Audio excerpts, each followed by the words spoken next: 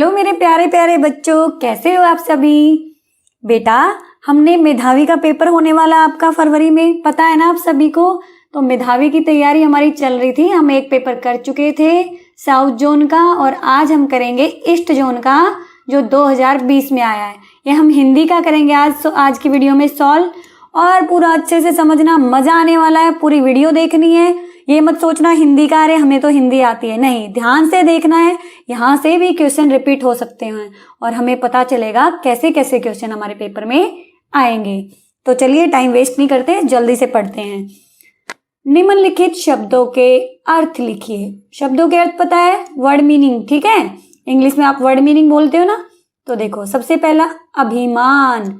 अभिमान होता है घमंड, और बड़ा अभिमानी व्यक्ति हो कोई, कि उसे हर चीज पे अपने पे अभिमान हो, है ना, तो उसे क्या कहेंगे, घमंड कहेंगे। जैसे शेर जो होता है उसे जंगल का राजा होने पे क्या होता है, कभी कभी अभिमान हो जाता है, और उस अभिमान को ही क्या कहते हैं मेरा बच्चा, घमंड कहते हैं। यही याद कर लेना है हमने, ठीक है। विश्वास। विश्वास का मीनिंग क्या होता है, क्या अर्थ होता है भाई, भरोसा। भरोसा होता है ना। हम अपने दोस्तों से बोलते हैं, अच्छा तुझे मेरी बात पे विश्वास नहीं हो रहा है, बोलते हो ना ऐसे। तो कभी कभी हम ऐसे भी बोलते हैं, तुम मुझ पे भरोसा तो करके देखो। तो दोनों का मतलब एक ही होता है। अब है प्रयत्न, कोशिश। आपने सुना होगा, कोशिश करने वालों की कभी हार नहीं होती। सुनिए ना, ये वाली पोएम बहुत बार सुनी है। तो प्रयत्न होता है कोशिश, प्रयास, बहुत सारे मीनिंग है इसके, है ना। तो हमें हमेशा कोशिश करते रहना चाहिए, इंपॉर्टेंट है बेटे। जैसे हमने किस चीज का प्रयास कर रहे हैं, हम अपना मेधावी का पेपर एग्जाम जो होने वाला है उसको क्लियर करने की कोशिश कर रहे हैं, प्रयास कर रहे हैं, है ना, प्रयत्न, ठीक है बेटे। आगे है कोलाहल। कई बार टीचर आपकी क्लास में आता और बोलते हैं, क्या कोलाहल मचा रखा है, यानी कि शोरगुल। आप मचाते हो ना क्लास में, टीचर के बाहर जाते ही पूरा कोलाहल, हाय हाय तौबा, इतने लड़ाई पिटाई करते हो ना। नहीं नहीं, अच्छे बच्चे नहीं करते हैं। अब आप देखो कौन से बच्चे हो। अरे नहीं बेटा, बच्चे तो सारे ही शोर मचाते हैं। कभी कभी मम्मी भी बोलती है, 2-3 भाई बहनों की लड़ाई मस्ती तो बोलती है ना, क्या कोलाहल मचा रखा है ना। तो हो गया शोरगुल। ये मैं इसलिए बता रही हूँ बेटे ताकि साथ साथ आपको याद हो जाए, ठीक है। आगे है बेटे निम्नलिखित शब्दों के विलोम। विलोम होता बेटे उल्टा, अपोजिट, है ना। जैसे हमने एक एग्जाम्पल लेते हैं, अच्छा बुरा। अच्छा का उल्टा क्या हुआ, बुरा, और बुरा का उल्टा अच्छा।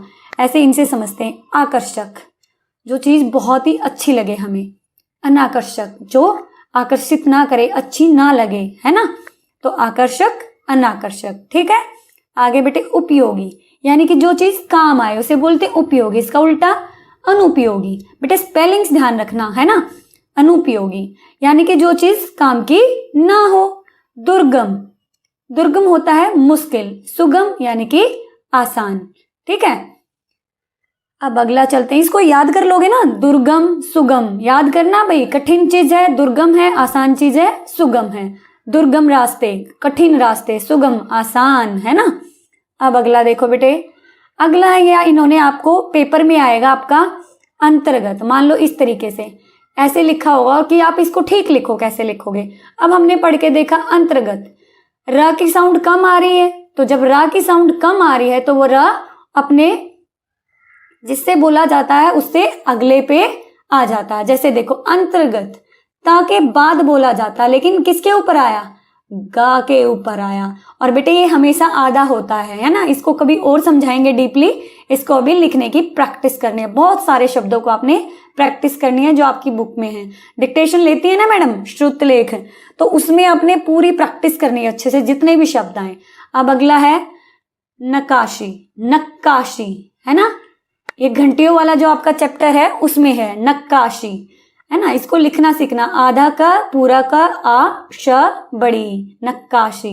अगला है पारंपरिक, बिल्कुल गलत लिखा है पारंपरिक।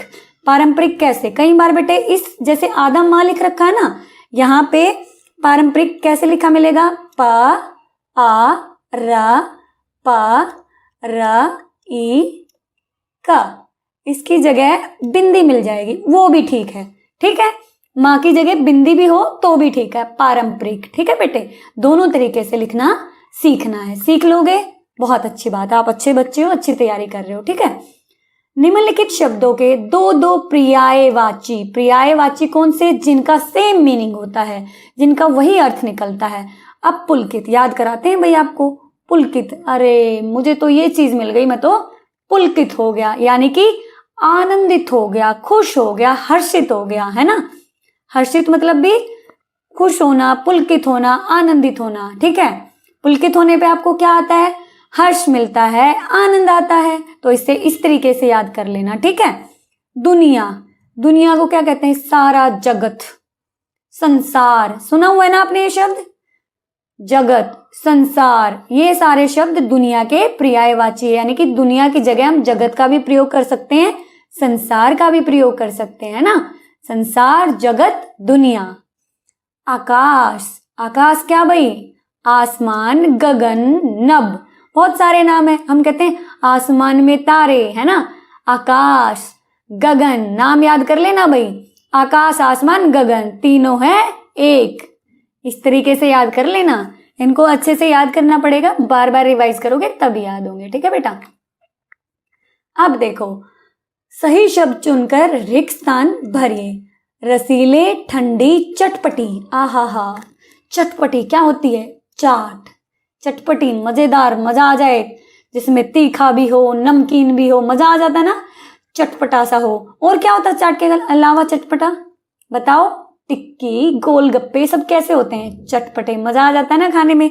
अब मन कर गया है खाने का, अभी नहीं खाना भाई, अभी तो पढ़ना है ना। अगला देखो, रसीले। रसीले क्या होते हैं? आम। आम को खाते, जो चीज जूसी जूसी होती है ना, जिसमें जूस जूस सा भरा, वो कैसी होती है? रसीली। आम तो बड़े मीठे मीठे हैं भाई, मेरा तो फेवरेट फ्रूट है। आपका कौन सा है? ठंडी। कुल्फी कैसी होती है बेटे? ठंडी। अब आ सकता मान लो करेला। करेला कैसा? कड़वा। रसगुल्ला कैसा? मीठा, है ना। ऐसे कोई भी आ सकता है, आपको याद रखने हैं स्वाद को इसका कौन सा होता है। अब अगले मुहावरे। मुहावरे तो पता है, कोई भी एक वाक्यांश होता है, उसका मतलब बताना होता है कि वो किस संदर्भ में यूज किया जा रहा है। अब जैसे देखो, चुटकी बजाते ही, कई बार बोलती है ना मम्मी, चुटकी बजाते ही ये काम हो जाना चाहिए। चुटकी चुटकी बजाने में हमें 1 सेकंड नहीं लगता, इसका मतलब बहुत जल्दी जल्दी, फटाफट, चुटकी बजाते ही। आप भी बोलते हैं ना, मैं चुटकी बजाते ही ये काम कर देती हूँ, है ना। शिवानी ने हिंदी का काम चुटकी बजाते ही पूरा कर दिया। अब मैंने चुटकी बजाते ही आपको सारे मुहावरे करा दिए, है ना। आप भी अपना वाक्य बना सकते हो। अगला है आग बबूला होना। आग बबूला का क्या होगा भाई? कोई देखा आपने किसी इंसान को इतना गुस्सा आता है, उसकी आंखें लाल हो रखी होती हैं, आग जैसी बिल्कुल लाल लाल, तो उसको बहुत गुस्सा आया होता है। तो आग बबूला होने का मतलब क्या है? बहुत गुस्सा आना, इतना गुस्सा आना कि बस कोई बोले आके सिर फोड़ देंगे हम आगे आते ही, है ना। तो इतना गुस्सा आना। सोहन के झूठ बोलने पर कमल आग बबूला हो गया, उसे क्या हो गया? बहुत ज्यादा गुस्सा आ गया। समझ आया भाई आग बबूला होना। अब इसका मतलब ये मत बोलना आग जला देना, है ना, ध्यान रखना, बहुत गुस्सा आता तो आग बबूला होता है उसका मतलब। अब देखो, आंखें खुली रह जाना, यानी कि सावधान रहना। सावधान रहना, अशोक ने आंखें खोलकर नदी पार की। इसका हो सकता बेटे आंखें खुली रखना, तब होता है सावधान रहना, है ना। आंखें खुली रखना, इसका असली होना चाहिए मेरे अकॉर्डिंग आंखें खुली रखना, मतलब सावधान रहना, रह जाना नहीं होना चाहिए यहाँ पे। ठीक है, आंखें खुली रखना, सावधान रहना, है ना, ध्यान रखना, मतलब आंखें खुली रखना इसमें कि हमने ध्यान रखना कि क्या क्या हो रहा है, पूरा केयरफुल रहना है। ठीक है, जैसे हम गाड़ी चलाते हैं तो हमें सावधान होकर चलानी चाहिए, आंखें खुली रखनी चाहिए, उस संदर्भ में बोला जाता है। ठीक है, निम्नलिखित शब्दों के बहुवचन। अब देखो बेटे, बहुवचन मैंने पिछली बार भी बताया था आपको क्या होता है। एक चीज है तो एक वचन, एक से ज्यादा है तो बहुवचन। ठीक है, कितनी भी हो सकती है एक से ज्यादा, एक है तो एक वचन और ज्यादा है तो बेटे बहुवचन। ठीक है, बहु मतलब बहुत सारा, बहु मतलब बहुत सारा, इस बात से याद रख लेना। अब आपका पहला है मिठाई। मिठाई का क्या होगा? मिठाइयाँ। आपने एक बात नोट की बेटे, यहाँ पे थी बड़ी ई, लेकिन जैसे ही इसका बहुवचन, एक मिठाई यानी कि रसगुल्ला, अब बहुत सारी मिठाइयाँ, बर्फी भी है, रसगुल्ला भी, बहुत सारी हैं, तो क्या आ जाएगा? मिठाइयाँ। यानी कि एक से ज्यादा हो गई तो क्या बोलेंगे हम उन्हें? मिठाइयाँ। अब दिवाली पे आपके घर पे एक मिठाई तो कोई आई नहीं, बहुत सारी आई हैं, तो क्या बोलेंगे? मेरे घर मिठाइयाँ आई, है ना? बोलेंगे मैंने मिठाइयाँ खाई। अब आपने रसगुल्ला खाया एक, तो आप बोलेंगे मैंने मिठाई खाई। समझ आया? अब बेटे इस बात का ध्यान रखना है कि जब मिठाई का बहुवचन करते हैं तो छोटी ई आती है, बिल्कुल दिमाग में बिठा लेना। और ऐसा ही एक शब्द है बेटे, दवाई। जैसे दवाई, देखो बहुत बच्चे गलत कर देते हैं इसको, ऐसे दवाई लिखा जाता है, सारे मेडिकल स्टोर के आगे गलत लिखा होता है। लेकिन बेटा क्या करें, हम तो ठीक नहीं कर सकते, अपना ठीक कर सकते हैं ना। सारे मेडिकल स्टोर पे कहीं भी देख लेना, दवाइयाँ पे बड़ी ही मिलती है, इसको आपने ठीक कर लेना बेटे, ये है इसका, ठीक है? दवाइयाँ याद रखना, इसको पेपर में आ सकता है। मेज, मेजें, नदी, नदियाँ, चंद्रबिंदु, चिड़िया। देखो बेटे एक चिड़िया है तो चिड़िया बिना चंद्रबिंदु के लिखा गया, और जैसे ही एक से ज्यादा चिड़िया यानी कि दो चिड़ियाँ, चंद्रबिंदु आ गया। इस बात का भी ध्यान हमने अच्छे से रखना है। जैसे बिंदी, बिंदियाँ, है ना? ऐसे ही बहुत सारे शब्द हैं। अब अगला देखते हैं बच्चा, ये आपकी बुक के हिसाब से, अब आपने चैप्टर पढ़े होंगे तो आप कर सकते हो, वरना नहीं। रिक्त स्थान का मतलब होता है बेटे खाली स्थान, पूर्ति यानी कि भरो। हुदहुद को शाह सुलेमान के नाम से भी पुकारा जाता है, पेपर में आएगा। डैश को शाह सुलेमान के नाम से भी पुकारा जाता है। चैप्टर पढ़ा होगा तो आपको बहुत अच्छे से आएगा। हुदहुद का चैप्टर है ना आपकी बुक में, तो बेटे हुदहुद इसमें याद करोगे तो ही आएगा, ये ऐसे नहीं है कहीं और से आपको भरना आ जाएगा, चैप्टर पढ़ने पड़ेंगे। डैश बीरबल को निरा बालक व मूर्ख समझते थे। बीरबल को उसके दरबार में कौन निरा बालक, अकबर के दरबार में बीरबल को निरा बालक व मूर्ख कौन समझता था? ख्वाजा सरा। ये भी एक दरबारी था अकबर के दरबार में, है ना? तो ये इसको निरा बालक यानी कि बिल्कुल बालक जैसा है और मूर्ख है, बेवकूफ है, वो इसको ये समझते थे। क्या सच में बिरबल बेवकूफ थे? बताओ बच्चे, बिल्कुल बेवकूफ नहीं थे, उनके पास हर समस्या का समाधान होता था। अगला मेरे बच्चों, हुमर कबूतर का जीवन डैश साल होता है। बेटे 15 से 20 साल। अब मुझे बताओ हुमर कबूतर कौन से होते हैं, किसी को पता है? तो बेटे हुमर कबूतर वो होते हैं जो संदेश एक स्थान से दूसरे स्थान लेके जाते थे। पहले डाक सेवा के लिए इन्हीं का यूज किया जाता था। कबूतरों में एक गाना है ना, जा कबूतर जा, इस तरीके से कि मेरा संदेश लेके आ, तो इनको हुमर कबूतरों को ये काम सौंपा जाता था, यही जाते थे। और बेटे इनकी उम्र जो है 15 से 20 साल होती है, कहीं कहीं 12 से 15 भी दी गई है। कब, लेकिन हमें अपनी बुक के अनुसार करना है, तो ये आंसर होगा। कंवर सिंह, कंवर सिंह की कहानी डाकिये की जुबानी पढ़ा है ना, उसकी उम्र कितनी थी उसमें? देखो कितना डीपली क्वेश्चन आया, 45 ईयर्स, 45 साल। इनको बिल्कुल अच्छे से आपने करना है, तभी इनके आंसर कर पाओगे। एक भी क्वेश्चन गलत नहीं करना बेटे, मेधावी में पास करना है। इसके बाद हम फिर और बहुत सारे एग्जाम की तैयारी करेंगे, है ना? अगला है बेटे, तिब्बत का मौसम कैसा होता है, वहां के लोग कैसे कपड़े पहनते हैं? ये भी आपके चैप्टर से है। तिब्बत, तिब्बत एक जगह है, वहां का मौसम, मौसम यानी कि वहां की जलवायु, वेदर कैसा है, वहां के लोग कैसे कपड़े पहनते हैं। अब देखो कोई हमसे पूछे कि दिल्ली के लोग कैसे कपड़े पहनते हैं, गर्मी के मौसम में कैसे पहनते हो? कॉटन के, है ना? सर्दी में कैसे पहनते हो? ऊन के। लेकिन ये ऐसी जगह है बेटे जहां पे हमेशा ठंड होती है, और शुष्क यानी कि ड्राई, जहां पे सूखा सूखा होता है, बहुत ही ठंड होती है। यहाँ के लोग भारी भरकम गर्म कपड़े पहनते हैं, भारी भारी कोट, है ना? अब गूगल करके देखोगे ना तो इनके कोट की भी फोटो आ जाएंगे, किस तरीके के भारी भारी कोट पहनते हैं। टीवी में भी देखा होगा आपने, है ना? जैसे माँ तुझे सलाम जो मूवी है उसमें सनी देओल ने पहने हुए हैं भारी भरकम, इस तरीके के कोट पहनते हैं। तो आपने इन बातों को ध्यान दिया करो, जब भी कोई नाटक, मूवी या कुछ भी देखते हो तो ध्यान दिया करो कि कहाँ की है, किस तरीके का दिखा रखा, बस देखा मत करो उसको, ध्यान दिया करो क्या चीज है यहाँ पे अलग, है ना? अगला है भारत की डाक सेवा। डाक सेवा क्या होती है वैसे? कहीं मैं पढ़ा रही हूँ और आपको पता भी नहीं हो। चिट्ठी, संदेश भेजने वाले चिट्ठी पत्र ये जो भेजे जाते हैं, इसको ये डाक सेवा बोलते हैं ना। पहले फोन नहीं होते थे बेटे, हम एक दूसरे से, जैसे अब रिश्तेदारों से फोन करते हैं, हाँ जी कैसे हो, ऐसे नहीं होता था। उस टाइम तो चिट्ठियां लिखनी पड़ती थी। अपने दादाजी से पूछना आप, वो बताएंगे आपको ये सारी बातें, है ना, कि किस तरीके से वो एक दूसरे का पता करते थे। अभी तो हम 1 मिनट में मम्मी मामा के घर गई, हम कॉल करते हैं, मम्मा आपकी याद आ रही है। उस टाइम पे ऐसा नहीं होता था, उस टाइम पे तो चिट्ठियां लिखी जाती थी और बहुत दिनों में संदेश आते थे, है ना। तो भारत की डाक सेवाएं कबूतरों और धावकों। अब कहेंगे मैम ये धावक क्या होता है? बेटे धावक होते हैं वो व्यक्ति जो दौड़कर एक संदेश को दूसरी जगह भेजते थे। धावक वैसे जो दौड़ करता उसे धावक बोलते हैं, ठीक है, दौड़ने वाले व्यक्ति को। लड़की हो तो धाविका बोलते हैं, ध्यान रखना इसका, ठीक है। अब मैंने आपको लिंग बदलो भी बता दिया। धावकों द्वारा भेजी जाती थी, ठीक है। फसलों से जुड़े 3 त्योहारों के नाम बताओ। 3 कोई त्योहार बताओ जो फसलों से जुड़े हैं, यानी कि जब फसल तैयार होती है हमारी, उससे रिलेटेड कोई त्योहार बताओ फसलों से जुड़े हैं। संक्रांति, संक्रांत मनाई जाती है ना हमारे यहाँ, बिल्कुल मनाई जाती है सर्दी के मौसम में। लोहड़ी, लोहड़ी जो पंजाब से उन्हें बिल्कुल अच्छे से पता होगा। सरहुल, ये सारे के सारे त्योहार हैं। सरहुल बताना बेटे आप अपनी बुक में कि कहाँ पे मनाया जाता है ना। ये जनवरी के महीने में मनाया जाता है, मुझे जितना ध्यान है बताना आप, ठीक है। आपके चैप्टर में है फसलों का त्योहार, उस वाले चैप्टर में आपको क्वेश्चन मिलेगा, तो उसमें देखना। Fill in the blanks in the following sentences, ठीक है।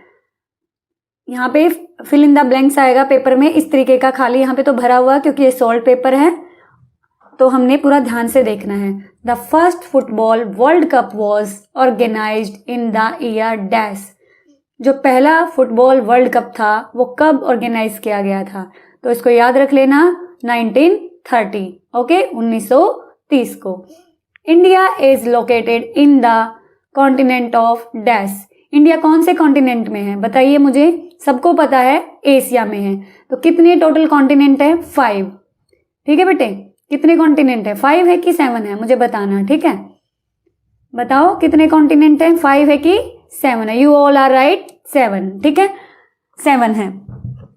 टोटल कॉन्टिनेंट 7 है और जो ओशियन है, महासागर हैं, वो कितने हैं? 5 हैं। द ग्रासलैंड ऑफ ऑस्ट्रेलिया और कॉल्ड क्या? ऑस्ट्रेलिया के जो घास के मैदान है बेटे उन्हें क्या कहा जाता है? डाउन्स कहा जाता है। क्या कहा जाता है? डाउन्स। याद कैसे करोगे? मैंने ऑस्ट्रेलिया के ग्रासलैंड में जाके डांस किया। क्या किया? डांस किया। ऑस्ट्रेलिया के ग्रासलैंड में जाके डांस किया, तो आपको भूलोगे ही नहीं कभी, याद हो जाएगा बिल्कुल आसानी से, ठीक है। The Egyptians were dependent on the dash river for water and irrigation. Irrigation क्या होता है बेटे? सिंचाई करना। सिंचाई किसमें करना? कोई भी क्रॉप होती है, कोई भी फसल होती है, जैसे गेहूं की, चावल की, कोई भी चने की, तो उनमें जो पानी दिया जाता है उसे बोलते हैं इरिगेशन, ठीक है। जो इजिप्टियन है यानी कि इजिप्ट के जो लोग हैं बेटे, कौन सी नदी से किस पे डिपेंड है पानी के लिए और सिंचाई के लिए? किस पे डिपेंड है? तो बेटे ये नाइल रिवर पर, ठीक है, याद रखना है। और याद रखने का तरीका देख लो। नीली नदी कहाँ पे है? नीली तो मैं वैसे कह रही हूँ, नील नदी इजिप्ट में, तो इजिप्ट के लोग इसी पे निर्भर हैं, ठीक है। अगला है the Arctic ocean is the smallest and shallowest ocean. कौन सा?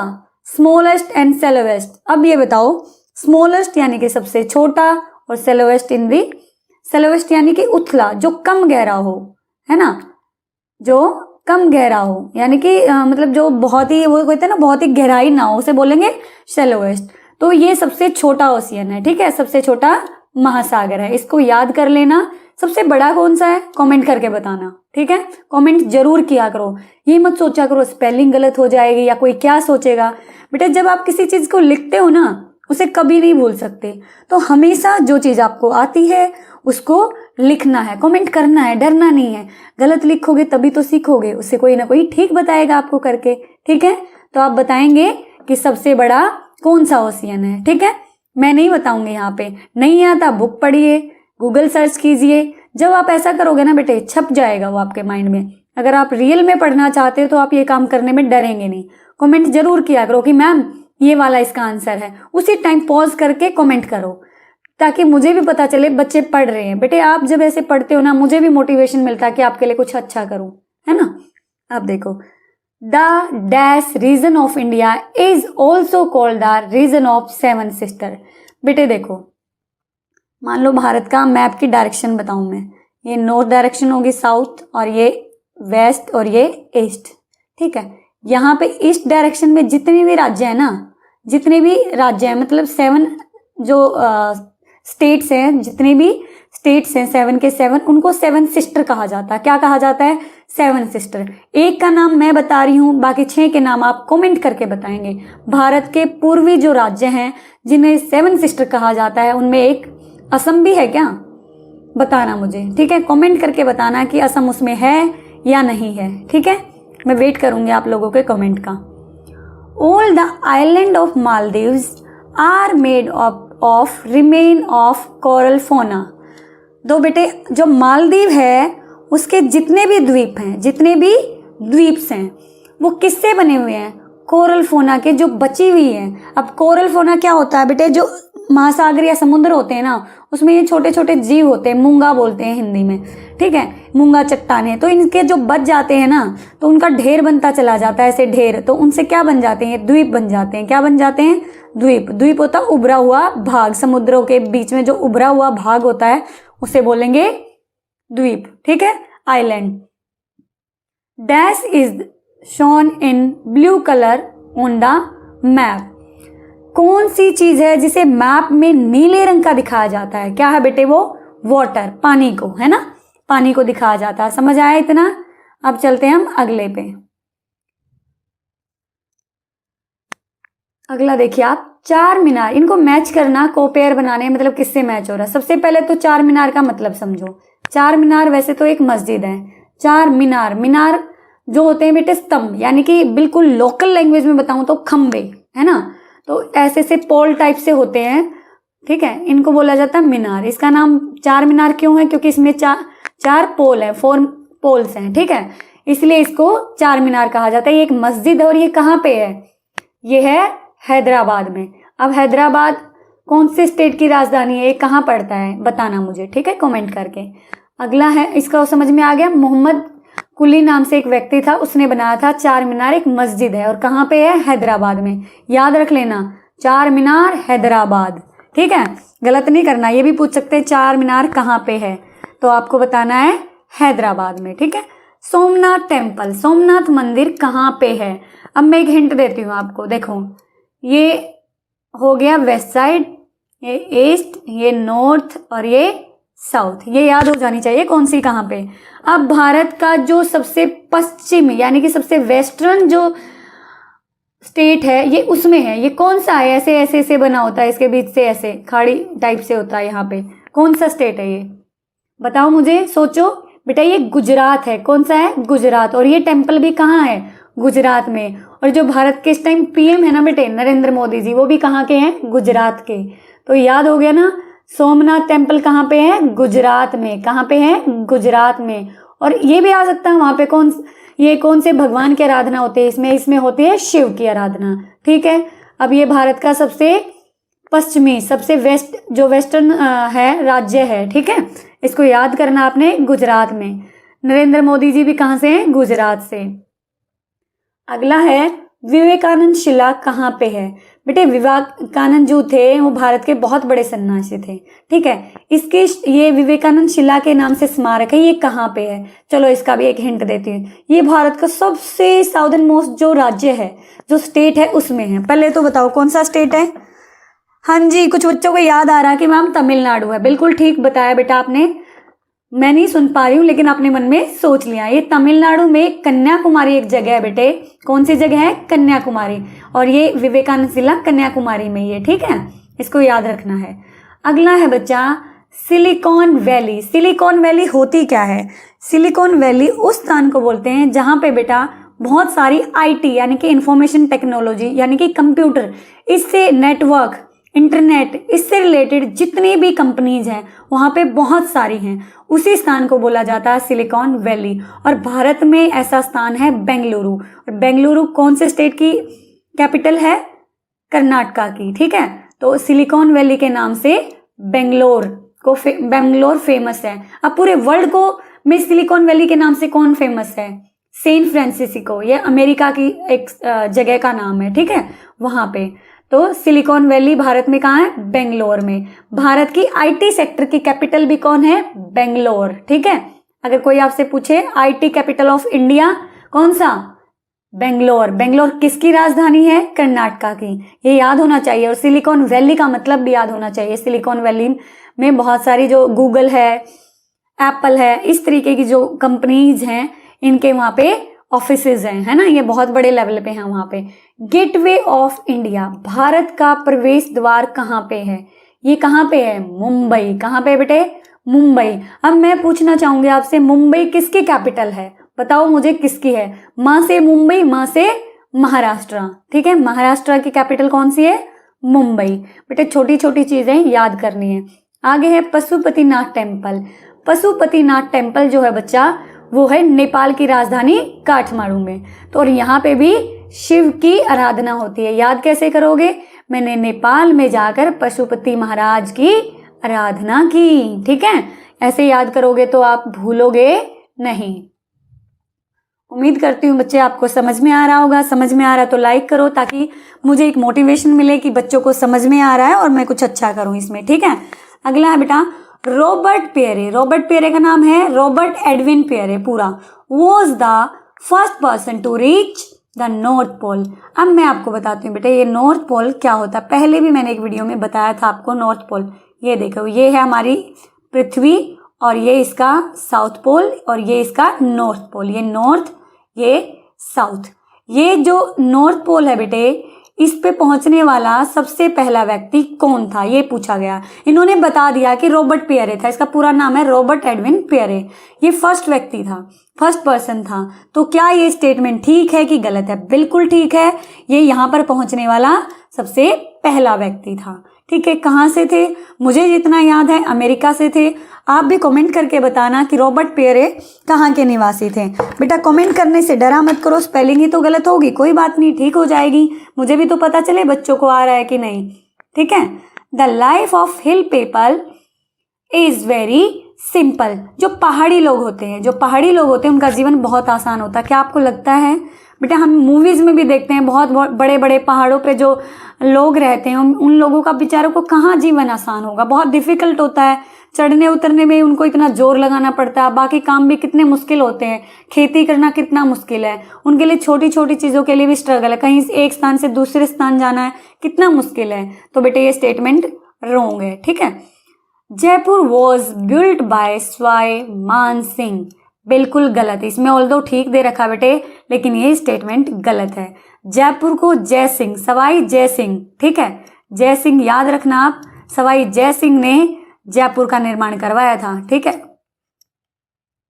SINGH, ठीक है, याद रखना इसको, ठीक है। सवाई जय सिंह ने ही जयपुर, जैसे जयपुर जैसे जय सिंह, मान सिंह नहीं है। बुक में गलत दे रखा है बेटा, बुक पे भी पूरा भरोसा नहीं कर सकते हम, बुक भी गलत हो सकती है, ठीक है।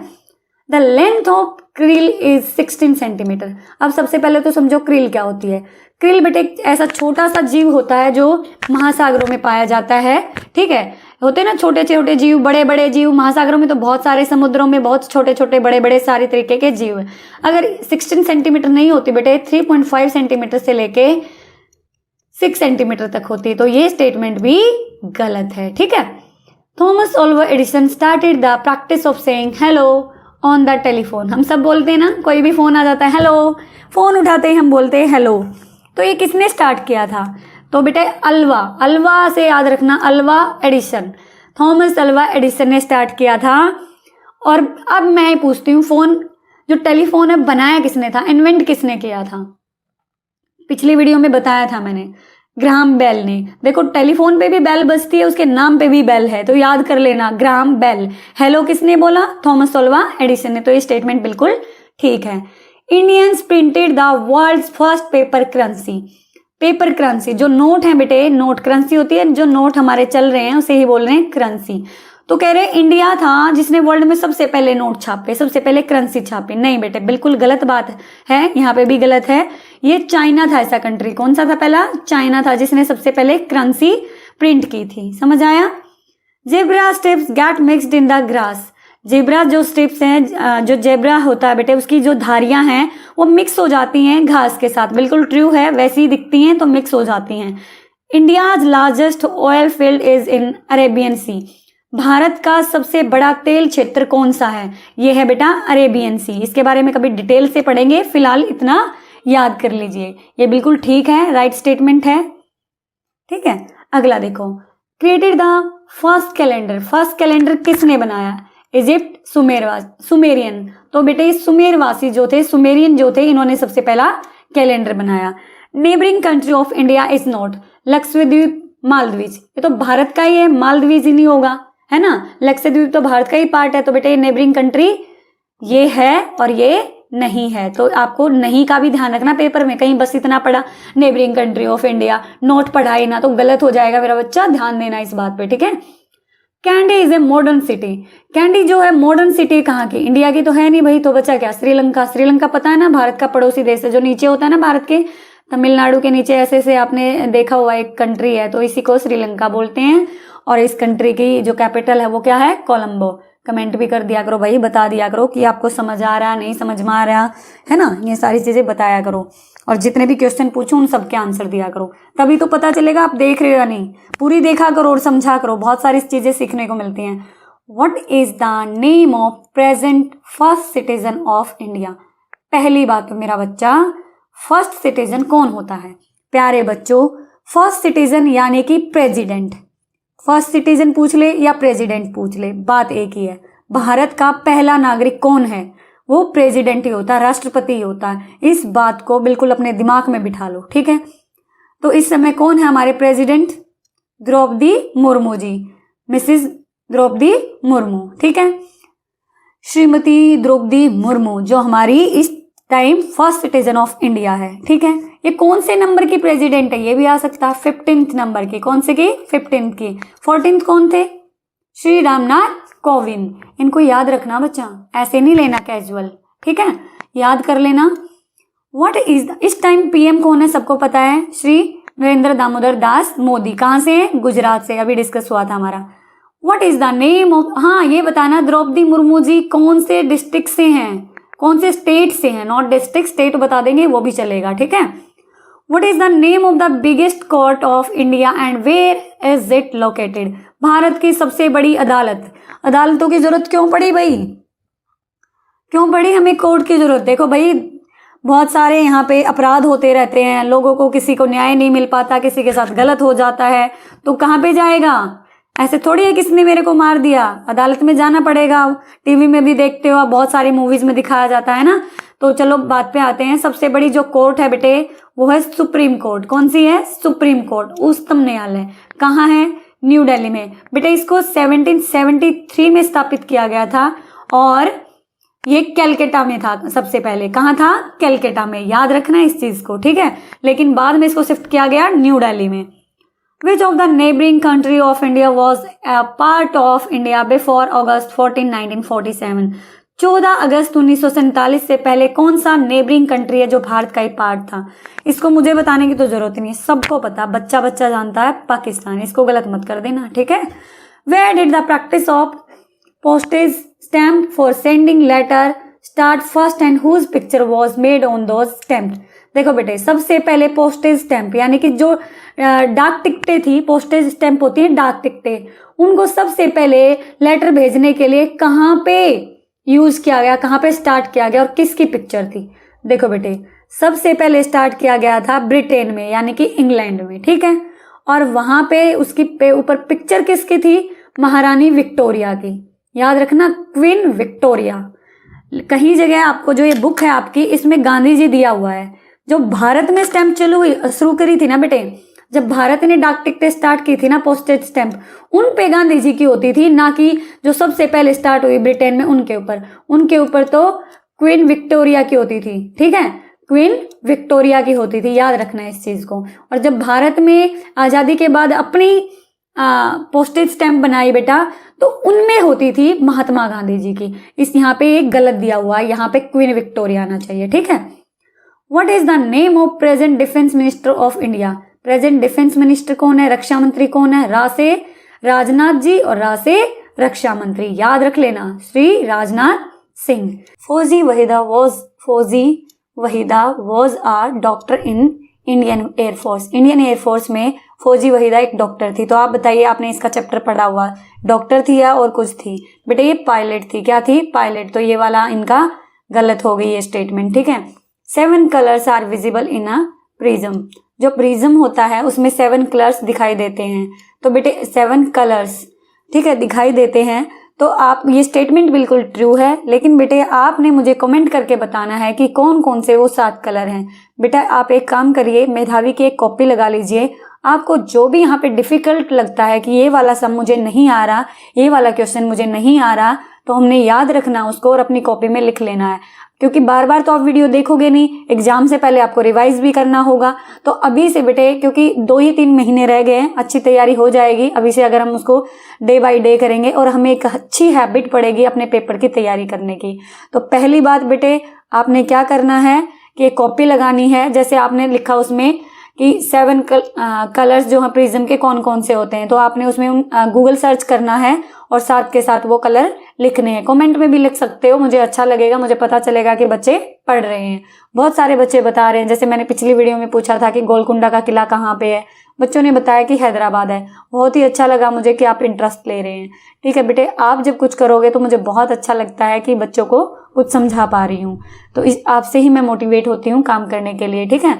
तो बेटे इसका जरूर आपने कॉपी लगानी है, ठीक है। अगला देखते हैं, the picture of president is printed on the Indian currency note. जितने भी आपने नोट देखे हैं, 10 का नोट, 20 का नोट, इस पे प्रेसिडेंट की जो है फोटो प्रिंट होती है। क्या ये सच है? बताओ आप मुझे। नहीं, किसकी होती है? हमारे राष्ट्रपिता जो हैं उनकी होती है। और हमारे राष्ट्रपिता कौन है? महात्मा गांधी जी, उनकी फोटो होती है, ना कि प्रेसिडेंट की। तो ये गलत हो गया। Pochampally is related to weaving. Weaving होता है बेटे बुनाई। पोचमपल्ली जो है बुनाई से रिलेटेड है, बिल्कुल ठीक बात है ये। अब आप मुझे बताएंगे, पोचमपल्ली एक राज्य में एक गांव का नाम है, तो आप बताएंगे ये कौन से राज्य में पड़ता है पोचमपल्ली। ठीक है, अपनी कॉपी में भी लिखेंगे और कमेंट करके भी बताएंगे। Kalahandi district is in the state of Tamil Nadu. Kalahandi district जो है बेटे वो तमिलनाडु में है, ऐसा बोला गया। ये स्टेटमेंट बिल्कुल गलत है। कालहंडी ओडिशा में है, इसको भी याद रखना है, ठीक है। Abu Dhabi has palm trees. Abu Dhabi जो है वहां पे बहुत सारे पाम ट्रीज है। पाम क्या होता है बच्चे? खजूर के पेड़ है। बिल्कुल ये ठीक स्टेटमेंट है। अगले पे चलते हैं। Falcon and vulture can seen from 100 times farther than us. जो बेटे बाज और गिद्ध हैं वो हमसे 10 गुना ज्यादा देख सकते हैं, 100 गुना ज्यादा दूरी से देख सकते हैं। 10 गुना नहीं, 100 गुना। 100 लिखा हुआ ना, तो 100 गुना ज्यादा दूरी से देख सकते हैं। बिल्कुल ये ठीक स्टेटमेंट है, ट्रू है। आपने इससे पहले भी एक क्वेश्चन किया था इनमें कि सबसे कम किसे दिखाई देता है, तो कबूतर का ऑप्शन था, पिजन का, तो पिजन वाला आंसर था, ठीक है। देखो बेटा, इसमें सारे जो क्वेश्चन हैं, मैं नहीं कहती ये रिपीट होंगे, लेकिन हमें पता चल रहा कि इन्हीं क्वेश्चंस में थे ऐसे ही कुछ क्वेश्चंस आने हैं। हम उन चैप्टर को बहुत अच्छे से करेंगे जहां से इन क्वेश्चंस को उठाया गया है। ये मोस्ट इंपॉर्टेंट क्वेश्चंस है हमारे लिए। It is summer in Delhi for 12 month. Summer होता बेटे गर्मी की, गर्मी होती है दिल्ली में 12 के 12 महीने। क्या ये बात सच है? बिल्कुल नहीं सच है, क्योंकि देखो अभी भी ठंड आने लग गई है। जनवरी, दिसंबर और फरवरी, मार्च, इनमें क्या रहेगी? यहाँ पे ठंड रहेगी।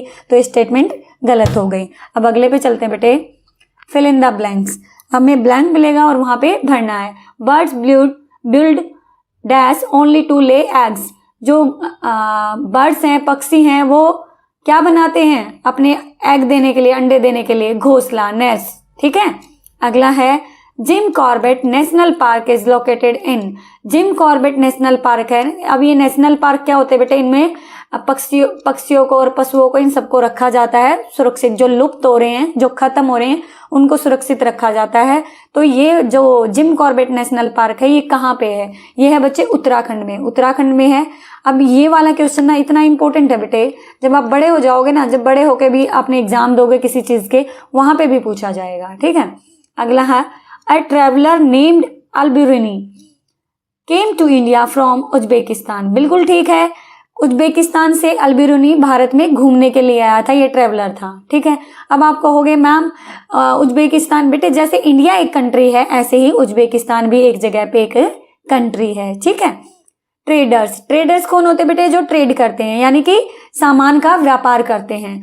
सामान को एक स्थान से, जैसे जिस चीज का उत्पादन करता है वो दूसरी जगह उसको बेचता है। मान लो कहीं पे कपड़ा बनता है तो जो दुकानों में हम कपड़ा ले रहे हैं तो कौन तैयार करवाता है? इनको व्यापारी तो इधर से उधर सप्लाई करते हैं, उन्हीं से तो हमें मिलता है। अब क्वेश्चन है, traders brought chillies from Portugal to India. अब पोर्चुगल जो है यानी कि पुर्तगाल जो कंट्री है, वहां पोर्चुगल होते हैं बेटे पुर्तगाली, यानी कि पुर्तगाल के लोग, ठीक है, पोर्चुगीज होते हैं वो, पोर्तुगल एक है, पोर्चुगल है यानी कि पुर्तगाल। ये पुर्तगाल देश से भारत में मिर्च आई, इतना याद रखने ला। व्यापारी जो है पुर्तगाल के, वो भारत में मिर्ची को लेके आए थे। चिल्ली होता है मिर्ची। अगला है, Bachendri Pal stepped on mount Everest on 23 May 1984। Bachendri Pal Bharat की ऐसी पहली महिला थी जो माउंट एवरेस्ट पर चढ़ी थी मेरे अकॉर्डिंग। अब आप कंफर्म करके बताएंगे कि मैं ठीक हूं, ठीक है या नहीं, वरना आप बताएंगे कि भारत की कौन सी पहली महिला है जो माउंट एवरेस्ट पर चढ़ी थी। ये 23 मई 1984 को पहली बार माउंट एवरेस्ट पर चढ़ी थी। क्वेश्चन आ सकता है कि भारत की वो कौन सी महिला है जो 23 मई 1984 को माउंट एवरेस्ट पर चढ़ी थी, पहला कदम रखा था। तो आपको याद रखना Bachendri Pal. Dash was the first person to step on the moon. Moon पर, चांद पर पहला कदम रखने वाला आदमी कौन था? नील आर्मस्ट्रॉन्ग, ठीक है। नील आर्मस्ट्रॉन्ग ऐसे व्यक्ति थे जिसने चांद पर पहली बार कदम रखा। देखो दुनिया कहां पर पहुंच गई है, चांद पर। हमें भी बहुत मेहनत करनी है, ठीक है। There are dash basins in the outer wall of Golconda fort. कितने हैं भाई? 87। गोलकुंडा के फोर्ट में बुर्ज कितने हैं? 87, ठीक है। The saltiest sea in the world is the dash sea. Saltiest मतलब सबसे नमकीन, उससे ज्यादा नमकीन सागर तो कोई है ही नहीं पूरे पूरे वर्ल्ड में, पूरे संसार में। कौन सा है? डेड सी, मृत सागर, ठीक है। हिंदी में डेड सी को मृत सागर बोलते हैं पूरे वर्ल्ड में। वर्ल्ड मतलब पूरी दुनिया में, ठीक है। उम्मीद करती हूँ बेटे आपको इतना समझ आ रहा होगा। जल्दी इसलिए पढ़ा रही हूँ कि वीडियो बहुत लंबा हो जाता है आप लोगों के लिए। मेक करेक्ट पेयर्स, पेयर बनाने बेटे। स्पेस में कौन गया था? सुनीता विलियम गई थी। बहुत सारे क्वेश्चन एसएएस में भी हम कर चुके हैं, ज्यादा मुझे बताने की नीड नहीं है। नोबेल प्राइज, इनमें से नोबेल प्राइज किसको मिला था? रोनाल्ड रोज को मिला था। क्यों मिला था? क्योंकि बेटे इसने पता लगाया था कि जो मलेरिया है ना वो मच्छर के काटने से होता है। ये रिसर्च की थी इन्होंने, तो उसके लिए इनको नोबेल प्राइज दिया गया था। अब आप मुझे कमेंट करके बताएंगे और अपनी कॉपी में भी लिखेंगे जो मेधावी के लिए बनाई है कि नोबेल प्राइज किन किन को दिया जाता है, ठीक है। किन किन लोगों को किन किन क्षेत्र में दिया जाता है और इसमें क्या क्या दिया जाता है ना। इतना तो पता लगाओगे। जब आप पता लगाओगे तो आपको बहुत सारी चीजें पता चलेंगी। गूगल से सर्च करके इसको पता कर सकते हो। अगला बेटे दांडी यात्रा। दांडी यात्रा किसने स्टार्ट की थी? दांडी यात्रा स्टार्ट की थी बेटे महात्मा गांधी ने, साबरमती आश्रम से लेके दांडी तक, ठीक है। अगला है बच्चे राजस्थान का मैच करेंगे हम कालबेलिया से। अब कहेंगे मैम कालबेलिया क्या है?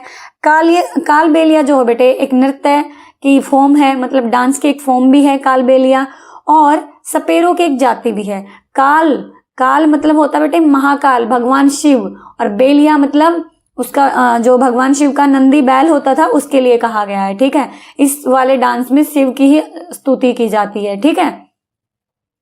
अगला है बेटे प्रीडेटोरी प्लांट कौन से होते हैं? ये वो प्लांट होते हैं बेटे जो अपने इनको हिंदी में बोलते हैं शिकारी पौधा, वो पौधे जो कीटों को खाते हैं। कौन सा है?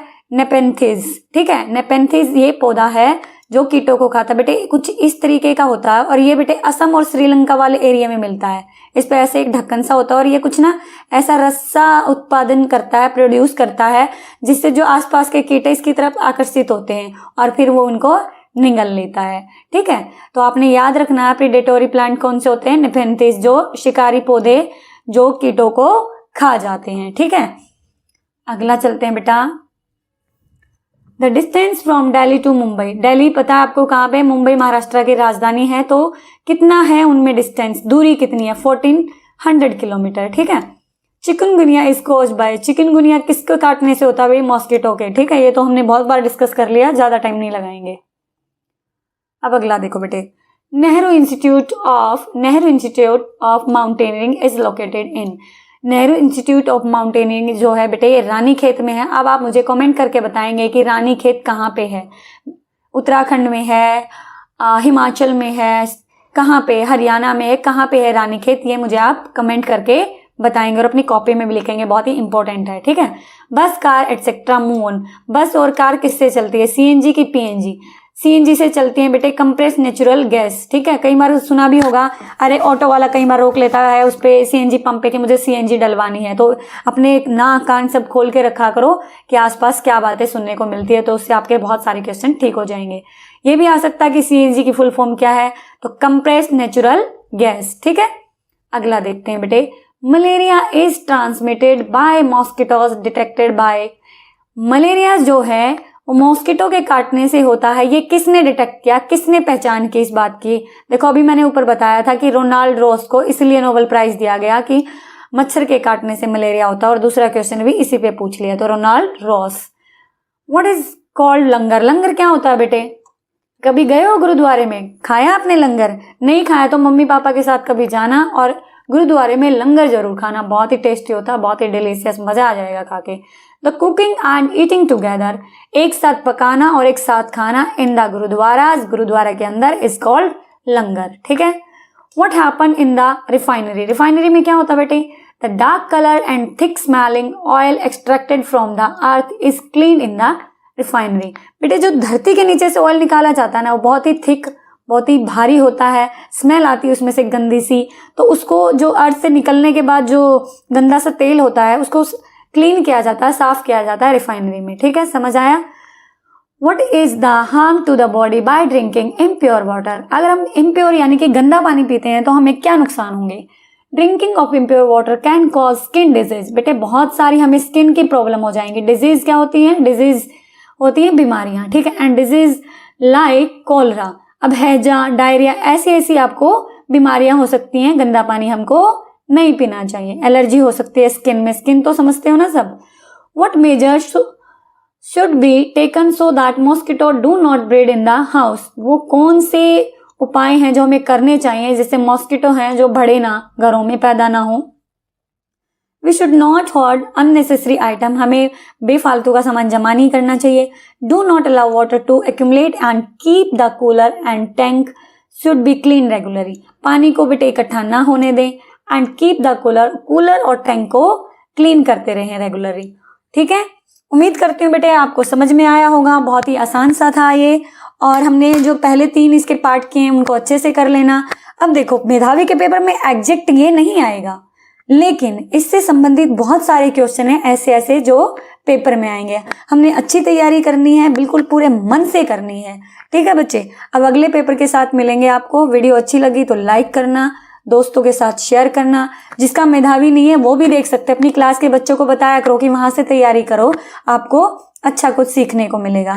ठीक है, दूसरा बेटे चैनल पर नए हो तो सब्सक्राइब कर लेना, और जो बेल आइकन है ना, जो घंटी, उस पर भी क्लिक कर देना। क्यों बोल रही हूँ, जैसे ही मैं वीडियो डालूंगी आपको नोटिफिकेशन आ जाएगा और पता चल जाएगा कि नई वीडियो आ गई है। ठीक है बच्चे, बहुत सारी वीडियो डाली है मैंने, ग्रामर की भी डाली है, उनको भी जरूर देखना, आपके एग्जाम के लिए बिल्कुल रेलेवेंट है। ठीक है बच्चे, मिलते हैं अगली ऐसी वीडियो के साथ। देखने के लिए धन्यवाद।